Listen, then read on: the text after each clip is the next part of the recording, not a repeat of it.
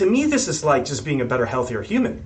It's like, why are we not quantifying this stuff anyway? Why is this stuff we're not doing every day? Why are we looking at it as something that's different over here? This weird disciplined lifestyle. To me, we just took everything a step further, refined it, learned how to utilize these properties, these tools, these components, and then implement them into a lifestyle that benefit us.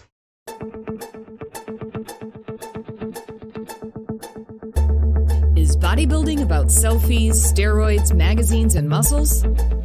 How do I become a successful pro bodybuilder or fitness competitor?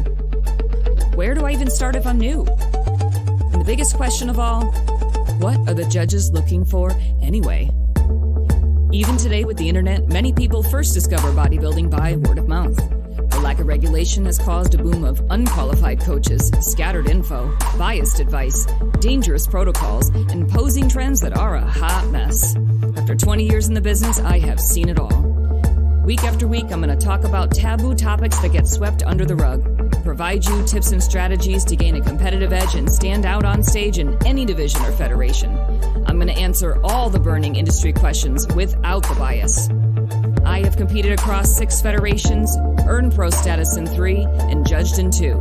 I've coached posing and choreography for men and women in all federations and divisions. I know just how much competing means to you. I'm your host, Michelle Welcome, and you are listening to the Everything Else in Bodybuilding podcast. Be sure to download your free guide, 5 Things Every Bodybuilder and Fitness Competitor Needs to Know Before Your Next Show at eeinbb.com. That's www.eeinbb.com.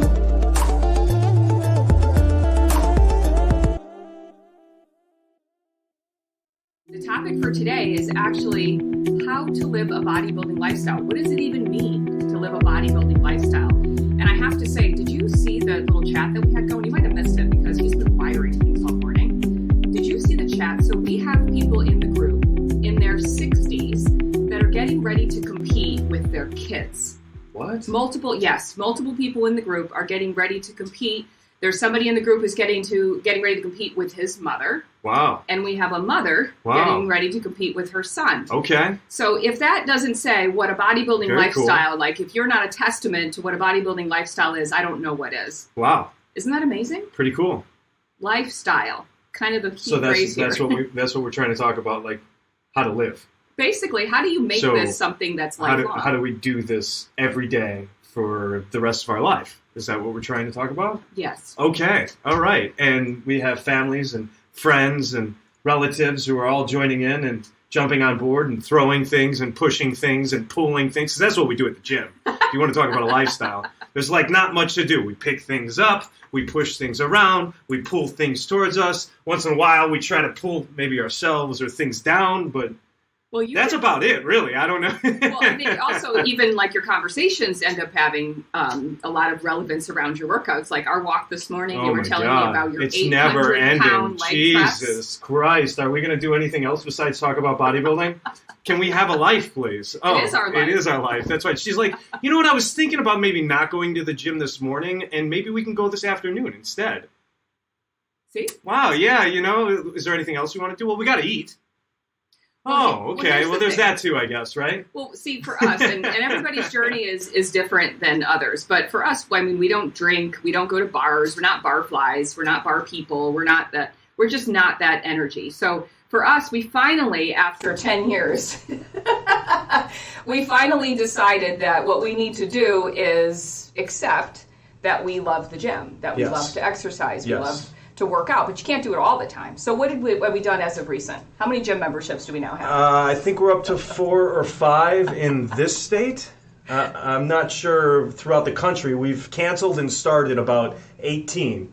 Thought at one point we were going to drive to New York because it's so close to Connecticut, which it is. It's all right. But we're like, we'll go there every day, every other day. There's a gym there. We like it. We're going to sign up for this thing. Oh, my God, they're having this deal. It's great. Yeah. We totally did that. So we drove to this gym in New York City, which was it was a real dope vibe. I mean, they have a live DJ going 3 times a week. It's kind of like a dark ambiance. There's amazing artwork throughout the whole gym. It's a vibe. So we were like, yeah, we can totally do this on our days off. It only takes us 2.5 hours to get there. Yeah, 2.5 hours there, and then 2.5 hours back. Not to mention the workout, and did I mention we have to eat, right? Like, because that's the lifestyle. Okay. All right, so let's back up a little bit. So we're a little obsessed with the gym.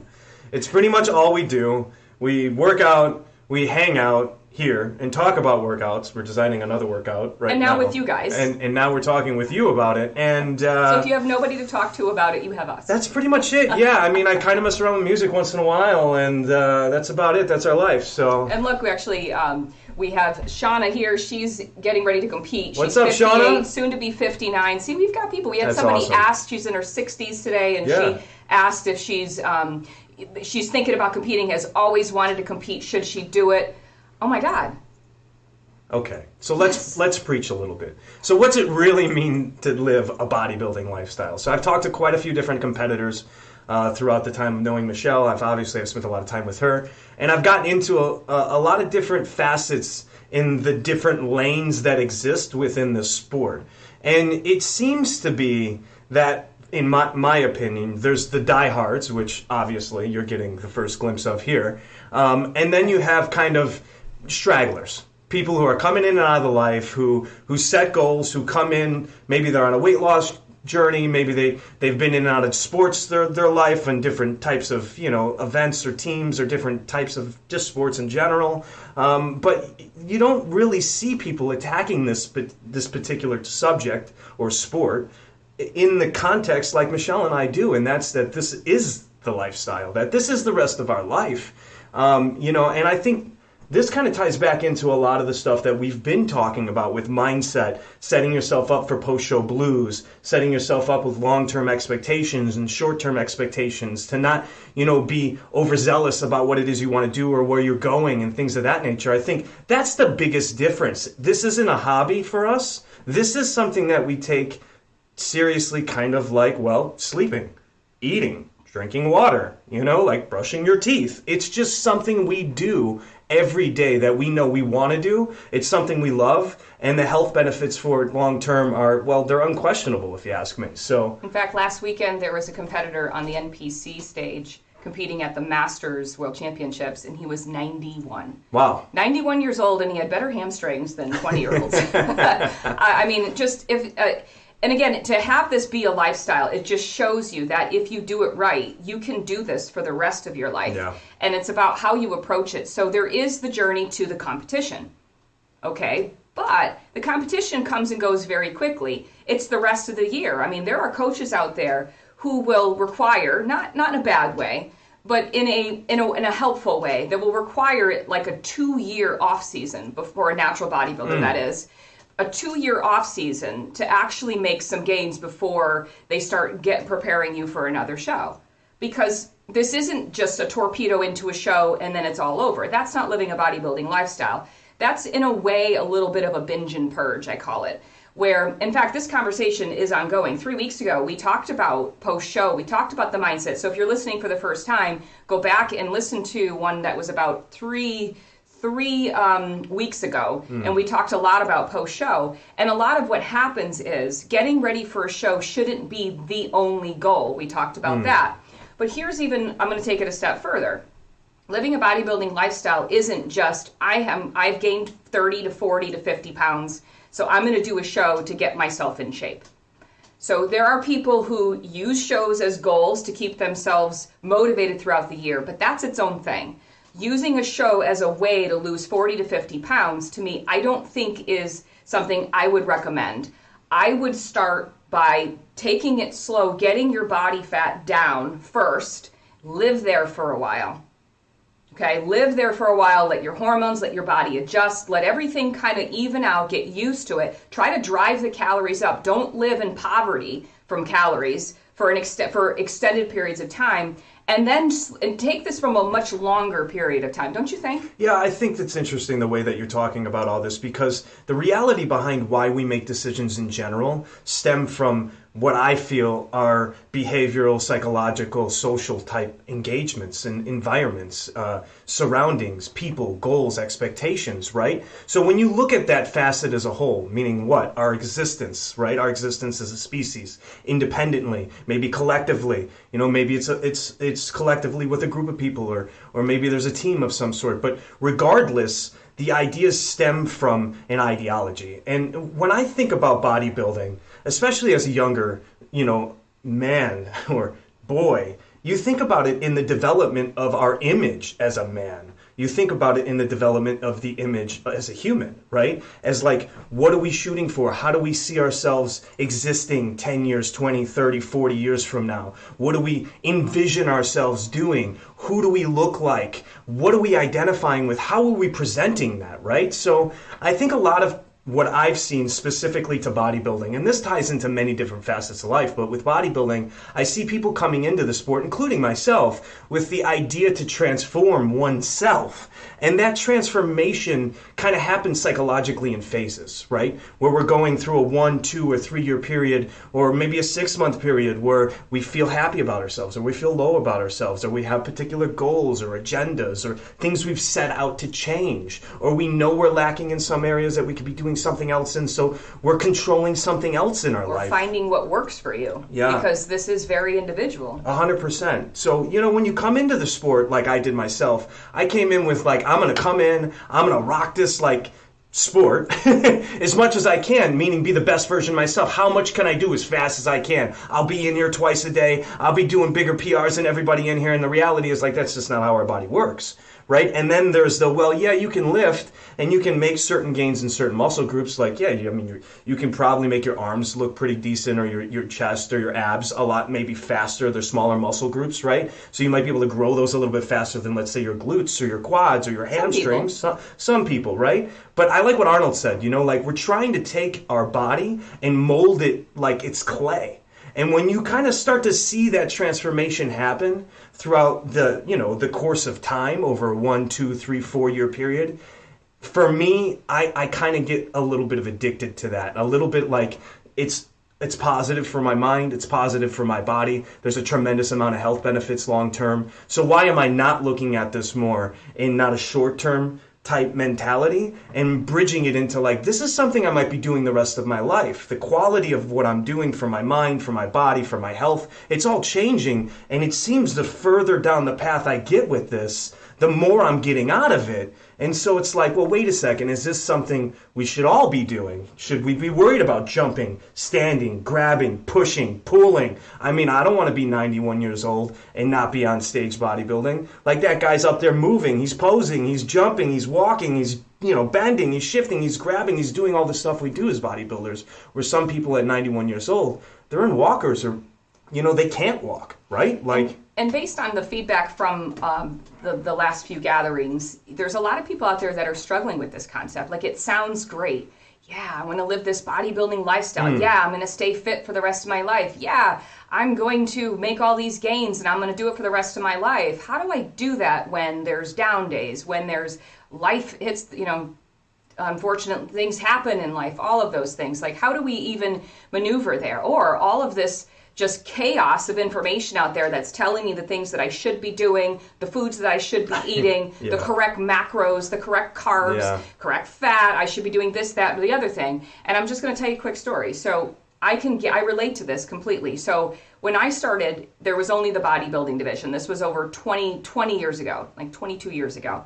And during that time, the bodybuilding wasn't what it was. There wasn't social media. There wasn't all this information out there. So it is still a word of mouth, but it was very word of mouth. But it definitely wasn't filled with as much chaos and misinformation, I don't think, as much as there is today, because a lot of people are making money, so they're using ways to, collect audiences so that they can get you into their ecosystem to make money.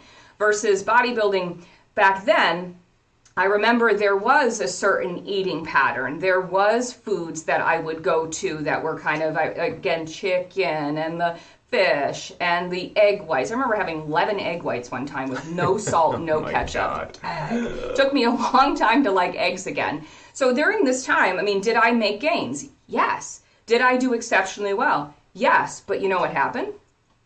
There was a period in my life where I kind of backed off the pedal, and I just decided I wasn't going to focus on so much of the strength gains. I just didn't want to eat as much like that anymore. So I kind of backed off the pedal, gained some weight. Oh, I know what it feels like. All of you out there are like, I gained weight, I'm up all this weight, da da da da.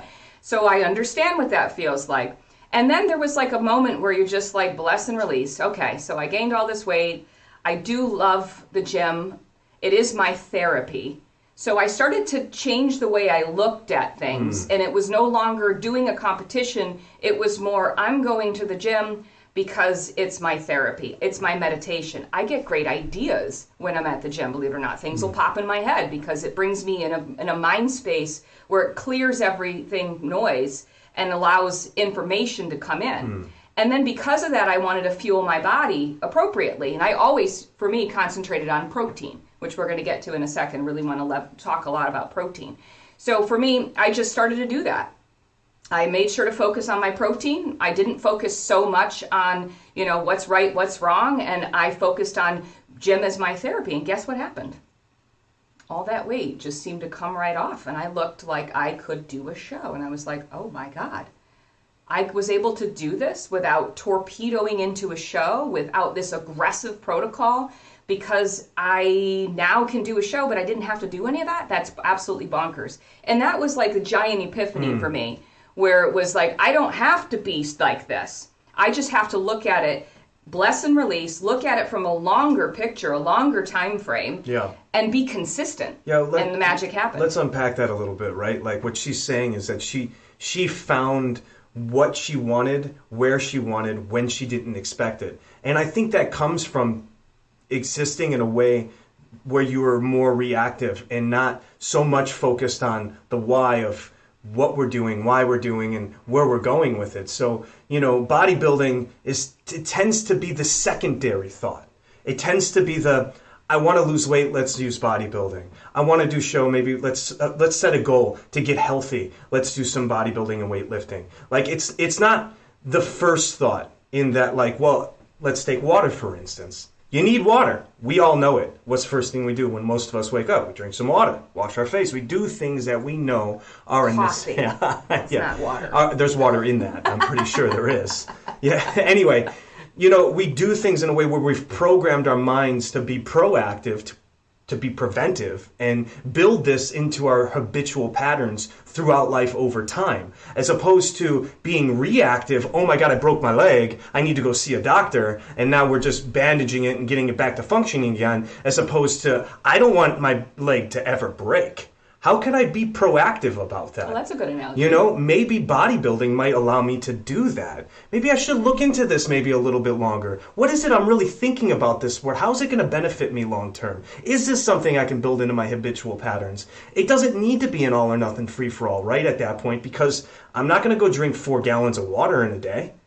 Well, no, I mean, too much of anything is too much, right? So it's striking that balance emotionally, psychologically, subconsciously, and understanding the existence as to what you're doing, why you're doing it, and moving in the direction in the ways that you can quantify your existence through the patterns and habits that you develop long term, right? So I tend to try to focus in and around what I'm doing, not just bodybuilding, but all my habits in a way that balance them out so that my existence long term is positive and reinforcing for my existence what I'm looking to gain out of this world, out of this life, in the ways that I want.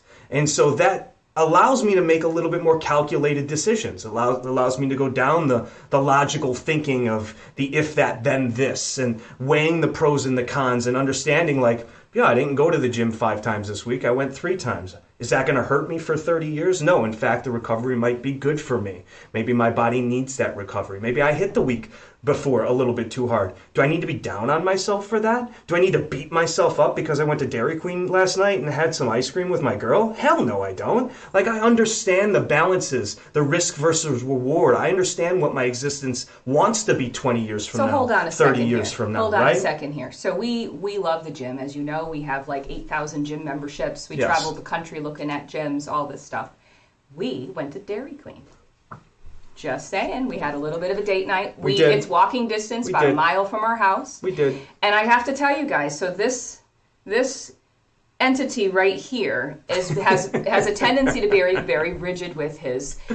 He tests out a lot of different theories, and he'll be very dedicated to that. So you had a journey this year where you did a lot of different food. You tried different ideas with foods and tested out different theories. You tried the raw food. You tried no, like all meats. I mean, he'll try anything. And I think it's important to test out and see what works for you. So anyways, so imagine going from like raw food, eating all protein, all this stuff, like drinking oil, and all of a sudden we walk to Dairy Queen. We get in line and we're looking at the menu and we're like, what is all that? What do we even get? There's so much on there. Oh my God. And you know what he says? All of it. All of it. Okay, yeah. so we get up to the counter. Yeah. You didn't go for the extra large, which I was surprised. So we got the Blizzard. It was a large still, though. I don't, With everything in this large, and I don't know, like, I'm surprised they were able to fit it all in. Very, very methodically. I wanted to make sure that, so she wanted vanilla ice cream, so I made sure we had vanilla ice cream with the turtle. So we got turtle clusters in there, so then we got with the chocolate, the caramel, and the nuts. So then I'm like, what are we missing? Well, we're missing the peanut butter, we're missing the hot fudge, we need a little bit more chocolate because it's chocolate, right? And then I was like, but we don't have any cookies, so we need some cookies in there, right? And then the only thing left's like the Butterfinger Heath thing. And then the little boy behind me goes, I'm getting pink ice cream. I go, what the hell's pink ice cream? Oh my God, I'm freaking out. This kid knows what's up. You know what I mean? Like, he's like, yeah, pink ice cream for the longest time. I'm like, I've had this whole thing planned out. I'm standing in this line. No, you're not standing, you're moving. And a kid throws pink ice cream at me. And I'm going, what is pink ice cream? Oh, it's strawberry ice cream. So, oh, yeah, there's strawberries too. Like, so he's not standing in line. He's pacing. He's talking to everybody. Oh, he's yeah. almost like This is getting exciting. amped up, fired up. This is like a big moment. This ice we cream. get up to the counter. We order it. It's only like $6. I'm like, how are they staying in business? Oh, my We're God. both looking at each other like, oh my God, we can eat a whole bunch of food here. So we're the only ones. By the way, the line's a mile long. It's like 1,000 degrees here at the moment. We're the only ones that are moved to the side, to the closed window. We get moved to the closed window after our order. It was a monstrosity of ice cream. It was called a Blizzard, I guess. This is new to me. To wait for our order. And so then while we're waiting, you remembered we forgot whipped cream. Oh my God, yes. Yes, whipped cream, right. So we get the Blizzard, we get the whipped cream, and we start to walk away. And, well, first off, he takes the whipped cream and puts it on my nose, because he's got to do that, of course. This is part of living a bodybuilding lifestyle. It is. This ties back in. Just bear count. with us. Make it count. Bear with us. If you're going us. to have the Blizzard, eat the freaking Blizzard and go all out. So we get moved to the side. We get the extra whipped cream. He puts it on my nose. Yeah. I walk around and I look at everybody. I didn't wipe it off. I made sure everybody saw it on my nose. And, of course, he wipes it off eventually. So then he's like, give me a bite. Cream, you know? Give me a bite. You got to get the whipped cream in the bite. So I get this big old scoop. And you think, like, anticipation. So he has the first bite. I haven't seen you. Oh, my God. His movements. I haven't seen. It was like he was I was excited. skipping. I was embodying the little boy behind me who was about to get the pink ice cream, who was excited about it, although I didn't get pink ice cream, which means I got to go back to get a little bit more pink ice cream. But he turns to me and he says, what did you tell him what you said to me when you turned? You had the bite. Yeah. He's skipping his way. Like, I haven't seen anybody. I don't remember like, skipping. Imagine a tail wagging. He's so excited. Remember any of that. All of this was going on. No, the energy, the vibration that. was so excited. You turn and you don't remember what you said What to did me? I say? Wake me up with this. Yes. And you will get me to do well, because I woke up cranky. Whatever you want. I woke up cranky that day. That happens. And I was like, look, just wake me up with the Blizzard and I'll be happy. I'll do anything you want. Listen, the point of the story is that there's balance. It's healthy balance, healthy habits, and healthy patterns that will reinforce the existence as a whole. Don't, and I'm not trying to preach here, but don't try to, go all or nothing in any direction with an expectation of, whatever that is you set and not expect there to be some sort of repercussion. Because it's the expectations that we set long-term, short-term.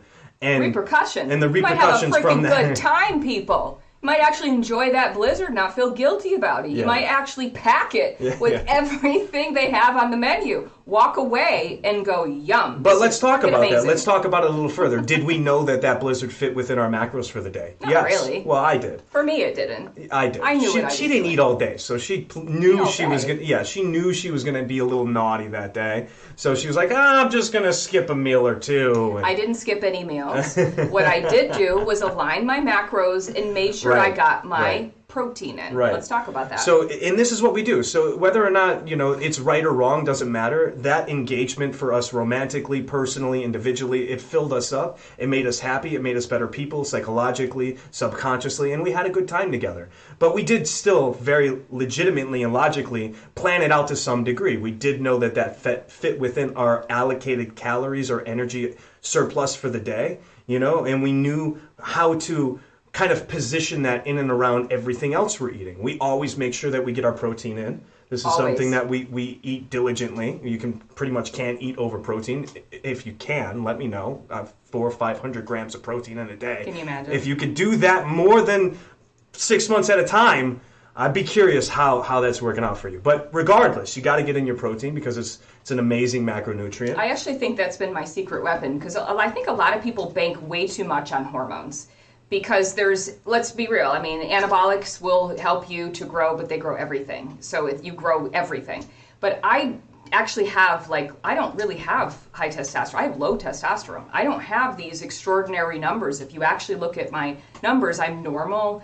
I don't think that my test is actually on the low side when the last time I did it. But what's crazy is if you look at the volume of muscle that I've been able to achieve over the years, that wasn't from testosterone, you guys. So how is it? Why is it that we put so much into anabolics and testosterone and hormones when to me I think my secret weapon is protein. Yeah. Ever since I started training, I remember being at a clinic and it was some nutrition thing, and I remember the guy talking about protein, and I remember telling him what I was eating for protein. He's like, "Wow, that's way too much. That's way too much. Your body's not going to be able to do anything." And I'm like, well, that's what I do. I focus no matter what. I was going to a wedding, going to a function, a picnic. Didn't matter where I was going. I always made sure to get my protein, and I've always had a very high level of protein. Let's back that up a little bit now. Let's break this down fundamentally. What does it mean to be a bodybuilder? What are some of the key resources or tools or things that we're doing on a daily basis that are different than maybe the average human who's just not bodybuilding? Blizzards. Yes, blizzards are mandatory, okay?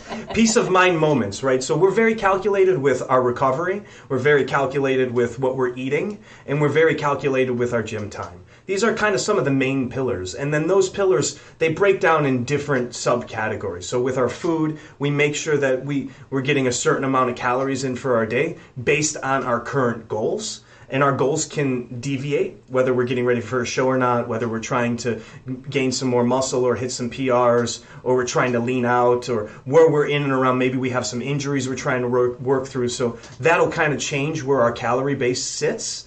And then recovery is obviously very important. We don't want to neglect recovery, so we do our best to make sure that our recovery is to our fullest. I'm a big fan of Whoop. That's something that I wear that kind of helps give me some more insight in and around my recovery. And then, of course, gym time.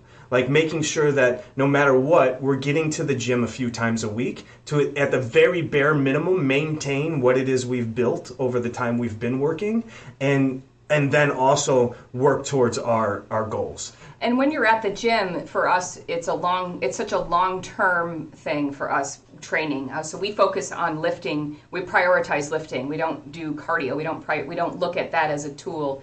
And to me, that's lifestyle. You should be moving. I think you should be focusing on just moving your body, not an actual cardio. So after that blizzard where there was no punishment, there was no extra cardio, in my head the following morning was I should have actually a pretty good amount of energy for my lift today. So the goal for lifting is to be able to get stronger. And that's something that happens over the time. And I feel like a lot of people, they change up their workouts way too soon. I feel that there's a lot of accessory work that people tend to throw into the workouts for variety because there's the fancy new workout that the influencer just posted, and so you want to go and do the same thing. Yeah, it's simple. We can push things, pull things, right? We can pick things up, we can throw things. It's about it, right? It's all a variation of that. The big movements. That's it. Getting stronger at the big movements is something that we focus on. Yeah. So, and it's understanding your goals, understanding the perspective of why you're doing it, what you're hoping to achieve out of it, and then putting in your priorities based around those goals. Consistency. All based on expectations. Consistency comes from the expectations we set. We make sure there's clarity around that. Luckily, I have a great support system here with my wife, where we're able to communicate frequently about what we're doing, if we're changing things, whether that's through our diet or our recovery or our work regimen, our training regimen itself. We bounce ideas off each other. We're always kind of reading new material, staying up on current science. By the way, guys, like, we do have data now. Like, it is being released more and more frequently by people that are doing studies, that are giving more insights to what we're doing. Of course, you can check some of the other episodes we have with Bill Campbell or Dr. Guillermo or Mike T. Nelson, or the list goes on and on and on, of all the people that we've continued to kind of interview and go through, like, where are we at? Where's modern science at? What have we learned? And how can we apply that into what we're doing today?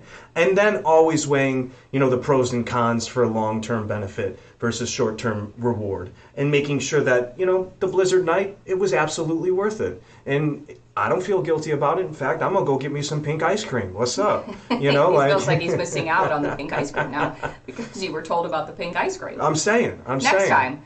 But that's the thing. It's something to look forward to, and it's not something to feel bad about. In fact, there was a period where what I purposely would do is I would have these dark chocolates in my nutrition. I would just fit them in my macros and just have them. Whether I wanted them or not, I would just have them. Because then you kind of lose that taboo-ness that comes with eating foods that are what people think are bad. I don't think there's anything that there's bad. I feel that there's better foods for you for nutritional value. Yeah, right. Risk versus reward. I mean, you can have a piece of chocolate and feel great. The endorphins will feel great. Your taste buds will feel great. You'll get some carbs in. But is that going to give you the same quality of energy maybe a half a cup of rice is going to give you to do some legs? No, it's not. You know what I mean? So having the right expectations set for what your goals are, and then knowing to make those decisions based around it and how that's going to affect everything else is important. I also think logging is very important. 100%. So for me, there's not one workout that I don't log what I'm doing, because you will forget. You think, oh, well, I'll remember what I did. No, you won't. Sometimes if I don't log it quick enough, I might forget, did I actually get that many reps or did I not? So you have to make sure that you log that and track it.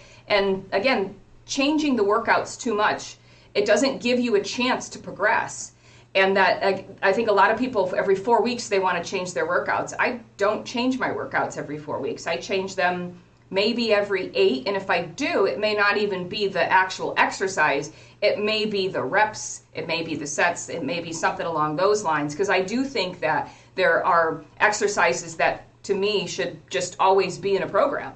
I don't think that scaling things out so that I can do some little bit of band work, to change things up, I don't think that's going to help. To me, focusing, especially now that I'm in my 40s, I am much stronger, and I have more muscle today in my 40s than I did ever in my life. I feel that if I actually competed, I'd be curious to see my improvements at this point. So to me, it's always about improvement. But to improve, you've got to get stronger. You've got to track it. You have to see that you're actually making progress. And to me, that's the lifestyle, because the shows come and go. We track everything. But lifestyle is the rest of your life. We track our weight, we track our recovery, we track our food intake and calorie intake, we track our workouts at the gym and our progress with those particularly. And then we kind of use all the different data points among many others that we kind of I get a little obsessive about. And we try to make educated decisions in and around what that data is telling us. So we also see our doctor frequently. We get blood work done frequently. We make sure that we're healthy within a certain range of what we consider to be healthy, what our doctor considers to be healthy. And that was actually important for me. I was getting dizzy. This was about, 3-4 months ago. I was getting very dizzy after workouts. I was lightheaded. My ear would clog after I would do, my heart rate would go above 160. And it would stay with me for the entire day. And during the afternoon, I was just flat out exhausted. I was telling you, I need a nap. And I was just so tired. And I ended up getting blood work done. And it said that I was dehydrated. And I was like, dehydrated? How am I dehydrated? I drink, even my doctor was like, you drink enough.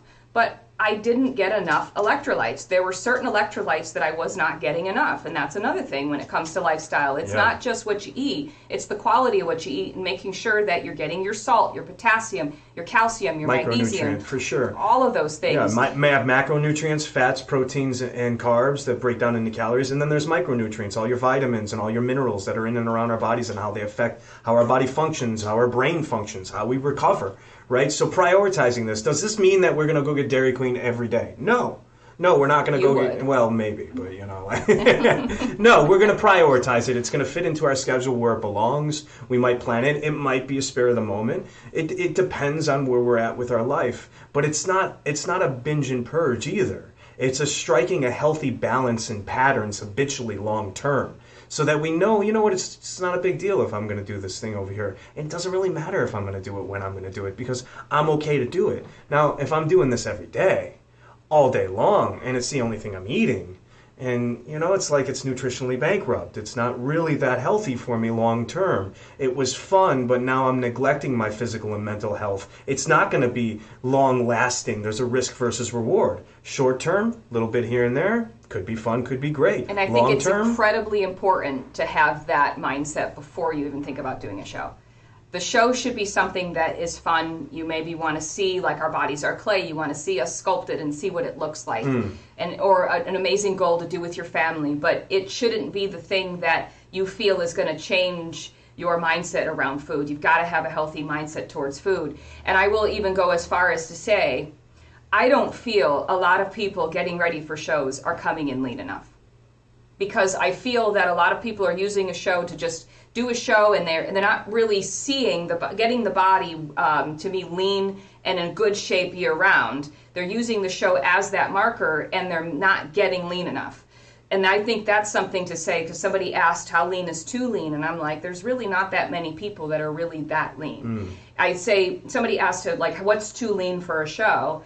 And to me, it's like there comes a point where you have so many striations, you are gaunt, you look very ill. That's too lean. But besides that, it is bodybuilding. Bodybuilding is a sport, is an extreme sport. The competition side of it. Let's talk about health a little bit. Let's talk about, when she's talking about getting lean, we are trying to talk about the lifestyle behind it. Competing is a part of that lifestyle, so we do get a lot of frequent questions in and around competition, being ready for the competition, and what does that mean? How do you come out of the competition? But there is the rest of our life, not just the competition.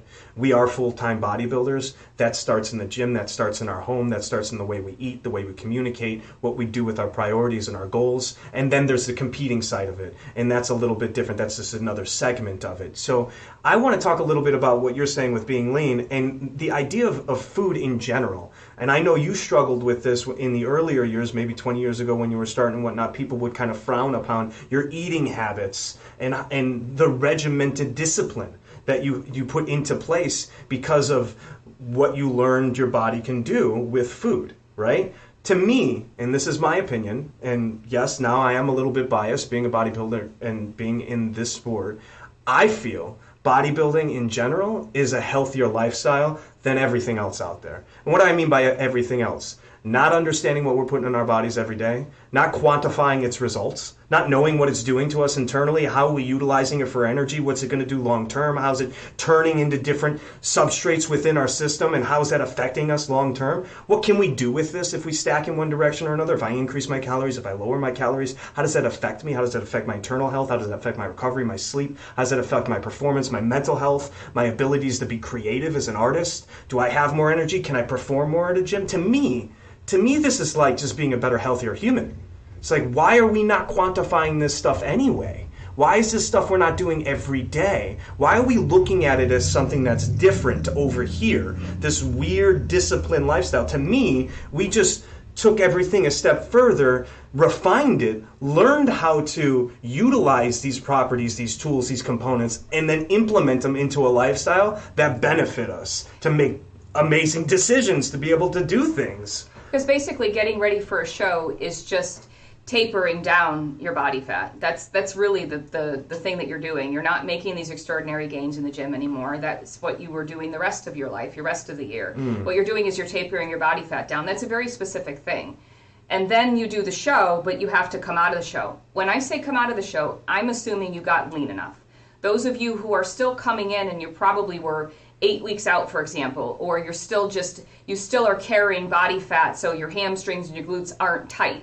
So that's, to me, like, I don't care what division you're at, your glutes and your hamstring need to be tight, so I'm going to give you that. Or abdominals, you don't want to have body fat in the abdominals. So if you got to the show and you weren't that lean, you shouldn't be reversing out of it. I think that if you were going in absolute chaos, torpedoing into that show, you need to dial back that pedal to the metal. But if you weren't lean enough to the show, there's nothing to dial out from. What you have to do at that point is stay there. To me, stay there, get your body comfortable, because it's probably a pretty healthy body fat if you weren't that lean. You're probably in really good fitness shape. Stay there so after the show, don't be going on a bender or don't be going on this grandiose reverse. To me, I would try to sustain as much as possible and make it more of this lifestyle, because then later on, when you look to do a show, the goal would be to be at a relatively lean body fat so that it's not as difficult to get you ripped. Ripped takes a lot of pain tolerance and time to get there. And that the journey doesn't necessarily have to be so bad if your body fat is pretty lean year round. And it doesn't necessarily mean healthy either. I think that's something that you and I have both learned. Are you talking about ripped for stage? I'm saying, when you see these influencers or you see these bodybuilders who are stage ready, who are doing photo shoots, who are on stage performing or posing, and they're ripped, stage ready, that doesn't necessarily mean healthy. In fact, it's an extreme sport. In fact, the competition side of it, when you are that lean, it can be detrimental to your health. It could be detrimental to the way your hormones function, the way your bodies function, the way you deal with fluids, the way you recover, the way you deal with stress. So understanding that that's a short-term part of this sport, it's really nominal. It's really nominal. And we're talking about the people who have striated glutes. We're talking about people that are ripped. Not somebody who feels hungry because they were deprived of calories. Doesn't mean you're lean enough for a show because you're hungry. It means that you're probably very deprived of calories and you're probably hungry. But getting lean enough is something completely different. And if you are that ripped, what Vasilius is talking about is you're probably, if you actually did blood work, you're probably not that good. What she's talking about is understanding the different layers and levels that this particular sport has. Yes. And knowing the difference as to where you are in your journey and where you should exist within that segment of time that's going to benefit you long term. Like for me, for instance, right now, I'm in a want to build phase. I want to get stronger. I want to hit more PRs. I want to put more mass on. I know I have a decent amount of time before I even consider a show. So does that mean I'm going to bulk like crazy and eat a ton? No. But it does mean that my body's calorie surplus needs to be at a little bit of a surplus, and that could be 200 calories, 400 calories. It doesn't have to be thousands. Right. But understanding what that number is, that's where the science gets very interesting. And by the way, nobody has a number. Everybody has their own number. Everybody's energy expenditure out is different than their energy in, right? Everybody's daily requirements are going to be different. Calories are a marker. They're just a starting point. Right? I love that you said that because somebody just asked, Vicky just asked, what's the recommended body fat level for shows? Listen, it's not a body fat percentage. It's a look. Yeah. Nobody's up on stage. None of the judges are walking up on stage with their calipers. No one's doing a DEXA scan of everybody before they come out on stage. Has nothing to do with that. Yeah. And let me tell you, I'm going to go a step further. The more mature your muscles are, the more time you put into this, there's going to be a growth of muscle and a look to your muscle that's going to change over time. Yeah. And a great way to test this is if you have higher body fat levels and you can still see cuts, you have mature muscles. Yeah, I mean, so a good example. What I'm trying to say is, let me just finish that thought real quick. So again, it's not a body fat percentage, it's a look. And it's going to look different on you compared to me and compared to him, men versus women. It's a definition, and it's also relative to the category. But what I would say as a blanket statement comfortably is get lean enough so your glutes and your hamstrings don't have a lot of body fat on them. You're killing me on this. Let's talk about what it means to be lean. First of all, nobody has x-ray vision. Nobody. And if you do, man, let me know because we need to talk. Nobody's got x-ray vision. The only way to truly understand your body fat percentage, the most advanced educated tool we have that I'm aware of is DEXA. Caliper testing can be useful if you have the same person who's extremely precise, who understands what they're doing, and can utilize math, okay? Then they might get you some answers. But do they have x-ray vision? Is that substrate, is that fluid, external fluid that's in your body, or is that fat? How do we know what fat is or isn't? Okay? I went from 185 pounds to 205, 20 pounds. I have more striations and more cuts in my muscles 20 pounds heavier than I did at 185. So help me understand something here a little bit, right? Help me understand, did I just put a ton of body fat on? I don't think so. I don't think so. And I did it in a very interesting amount of time. The point is not my journey, is that the body's a very complex mechanism. And what we have for tools and information out there to truly quantify its existence, what's fat, BMI, things of this nature, what your weight should be or shouldn't be, how much fat you're holding or not, substrate, internal fluid versus external fluid in the muscles, where are all these tools quantifying all this stuff? How are you getting the miraculous, my metabolism is functioning faster because I had apple cider vinegar, all of a sudden my metabolism's fast? I get the hell out of here with that, man. It's ridiculous. There's no way that the body could function and refunction at such an internal speed that we're able to then identify it and quantify it without some legitimate testing or logical, tool to really quantify it. And nobody cares from the judging panel what your numbers are. They care. They're doing a visual comparison. So what's healthy for you? I'm healthier at a heavier weight. I'm stronger in the gym. I have better output. I have better recovery. I've used tools to quantify that. How? Well, I weigh myself every day. I can see the fluctuations within my weight, and that could be fluid. I can lose 5 pounds in a day. Okay, fluid. Just water, electrolytes, salt, potassium, right? Meanwhile, magnesium. 5 pounds come over here, and they find their way. Okay, does that mean I put fat on? I don't know. I'm not laying under a DEXA scan every day, 3-5 times a day. Okay, I did a body fat scan the other day at the gym. We have this really cool body fat scan, or this scanner. It's a weight scanner. It's a camera, does a 360 model of you, takes images, there's thousands of images of your body. It's supposed to tell you your body fat percentage, your muscle, your lean mass. It's supposed to tell you, okay, all right. I did a pre and post workout, a little obsessive because that's the way I am, right? Pre-workout, my weight, what it was.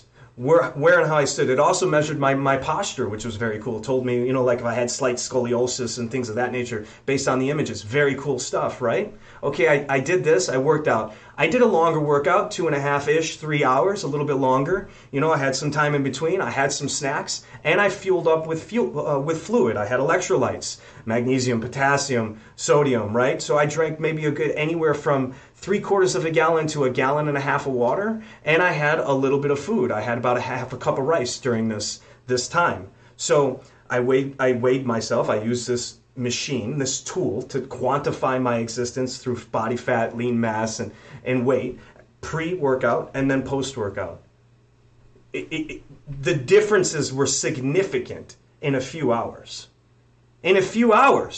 Not only did I obviously have more potential size, right? Because it didn't quantify my body mass, lean mass, or body fat percentage any more or less. Everything just increased upward. And somebody just asked about accuracy. Yeah, so let's talk about, did I put 5 pounds of body fat on in 3 hours? Is that how the body works? Is that how we oxidize food for fuel? I don't think so, right? But according to this scanner, I could have at least gone up 3 or 4%.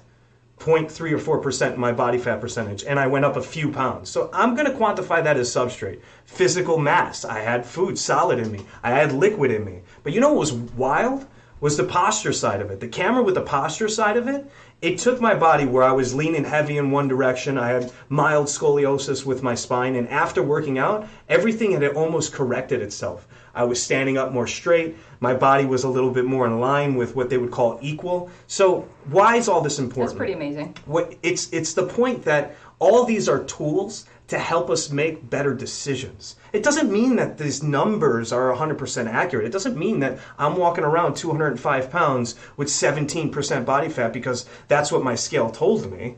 No, it just means that these are data markers that allow us to understand how our bodies are functioning. How they're changing and evolving over time. And the more that we utilize more tools, the more we kind of play around with these different equations, these different theories, these different markers, the more professionals we work with over time, the more we really learn how our bodies are functioning. And that's an amazing thing for me. That's an ongoing science project that never ends, and our bodies are always changing. So, don't get lost in the minutia of what you think is supposed to. Don't get lost in the numbers. Don't get lost in the fads and the diets and the this, that, and the other. This is a lifestyle. Bodybuilding is a decision that when you understand that we can take our bodies to a healthier environment long term, that we can utilize it for more things physically, meaning functionally. I can pick things up, throw passion? Things. I can grab things. I can jump. I can do more because I'm bodybuilding. I'm stronger as a human. Like when we start to quantify its existence and we start to quantify the results based on this bodybuilding life existence, it's just a healthier way of being. Period. It's just what it is. Forget about the short-term results of losing 30 pounds or this, that, and the other. This is a long-term thing, at least for me. Well, I'm just saying. And on that note, time, patience, and consistency. So thank you for joining us today for a discussion about the bodybuilding lifestyle. Obviously, we're very passionate about it. Vasilios is ready to muscle and push everybody out of the way and just tell you with all of his might that this is patience, consistency, and a complete lifestyle. And if you end up getting that blizzard, pack it full. And tag me, and I want one. And pink ice cream. Apparently, that's where it's at. All right. Well, thanks, guys, for joining us. We'll be back again next week. We got a lot to talk about. We'll be back next week. We'll be talking about more. And keep chatting with us in the group. We've got a little private chat discussion going as well. Focus on you. Focus on what's important for you. You know what's best for you. You make the decisions for you. If you're walking around 400 pounds ready to have a heart attack, I think you have to have another in-depth conversation about your overall health versus if you want to be stage lean and do a bodybuilding competition. These are two totally different spectrums of the environments and the lives we live. So this is bodybuilding focus. These are the conversations we're having. This is why we do it. This is why we're going to continue to live this life. This is why we're going to share this life with you. And hopefully you guys will have a blizzard with me and not feel bad about it. You know what I'm saying? All right, thanks guys for joining us. We will see you again next week. Take care. Ever wonder if you are posing correctly for your division?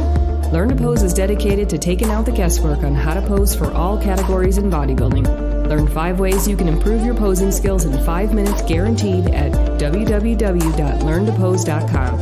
There are free posing tutorials available for the bikini, figure, and men's physique categories, and more on the way for other divisions in bodybuilding. It's free, so go access your free posing tutorial for bikini, figure, or men's physique at learntopose.com.